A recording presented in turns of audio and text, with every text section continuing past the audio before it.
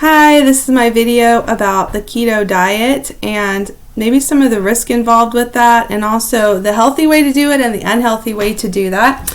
And I have props. You're going to hear me talk about carrots in my video today. And this kiwi is just pretty. More potassium than a banana, more vitamin C than an orange, more fiber than cereal, and more vitamins E and K than an avocado.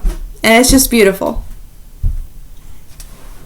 And today we're going to talk about how far away we've gotten from looking at food that way to seeing it that way.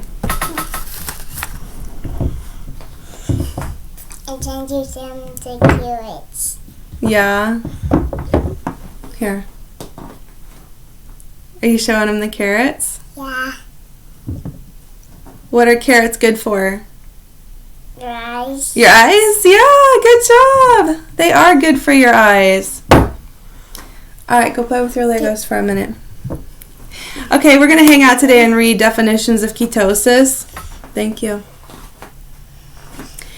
And I am doing this in love. I know that there are a lot of people that are following the keto diet and they're losing weight and they feel great and they believe that it's working for them. But I do want to talk about how if they continue to follow this diet in 5 years, their heart and their stomach will be very mad at them. And I'm going to explain why. So first of all, medical definition of ketosis number 1, an abnormal increase of ketone bodies in the body in conditions of reduced or disturbed carb metabolism, as in uncontrolled diabetes. So in their situation, they have glucose in their bloodstream, but it's not getting into the cells. And that is starvation. So if you've ever seen somebody that has had diabetes for a while, they are getting thinner, and their stomach is eating their fat, but it's also eating their muscle. So if you choose to follow that diet, just be mindful of that and take care of your muscles.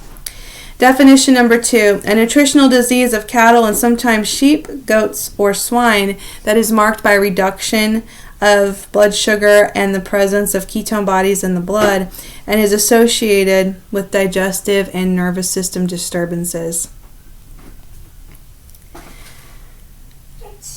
So when I say that your stomach and your heart will be mad at you, the stomach and the heart both need fiber to stay healthy. And they don't need a bunch of meat and dairy and fat bombs and saturated fat. Who made this trendy? Tell me who made this trendy. Tell me that you exercise better without carbs. Please share your opinion with me. I really do want to know.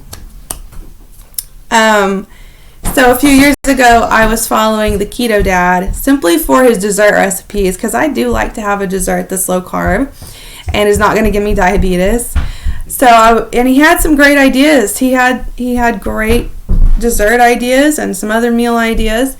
Well, one day I'm watching a video, and in the comment section, there's this woman who said, this recipe has carrots. I can't eat carrots because they have too much starch. Because she was following the keto diet. And I stopped right then and there, and I was like, why are we following a diet where we're avoiding something that has vitamins and fiber? I just felt like there's something very wrong with that way of thinking about food. It just kind of struck me as the wrong way to see food. Seafood. All right. We're going to get to the meat of my video, no pun intended here, and that is the role of fiber in health.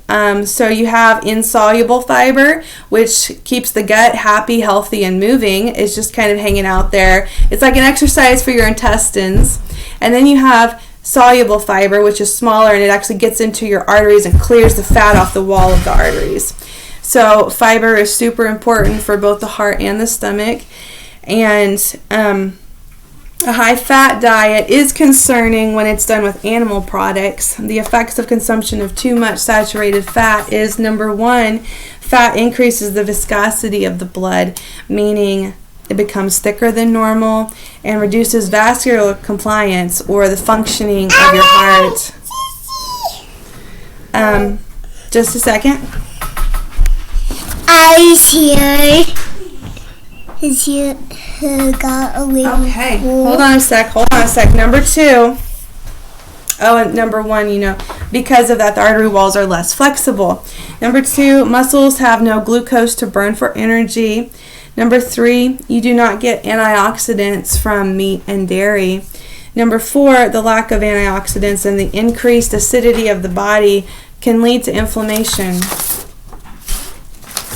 Meat and dairy have zero fiber, and yet people on keto often do something, they eat something called a fat bomb with a ton of calories but a small volume. So the stomach doesn't register that it's full right away. So things like salad and popcorn have a very large volume, and your stomach, it takes up space so your stomach knows that it's full. And then when you have oil or cheese that has a bunch of calories but takes up a very small space, your stomach doesn't register that right away. So my point is that even people on keto can overeat. In conclusion, I could never support a high-fat diet unless you were closely supervised by a doctor.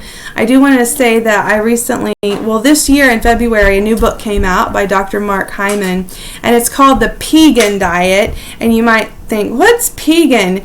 Well, it's a combination of paleo and vegan, pegan diet. And I really do like that way of thinking. And even if you don't buy the book, I encourage you to go to Amazon and click on that look inside button where you can see a sample of the book and read what he says about our diet in America and just food, the way of looking at food in that way, and of course what plants offer us and things like that. I'm not saying that we can't eat meat. I'm just saying, all right, let's get to the tips on keto.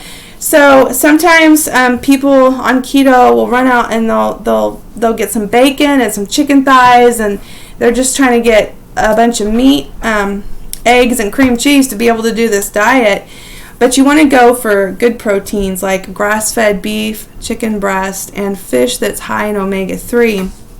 If you choose the wrong proteins, you will flood the body with omega-6 fatty acids, which again can lead to inflammation. Fish, because fish is fish. Okay. And don't forget your fiber. Thanks for watching. Please share your thoughts with me.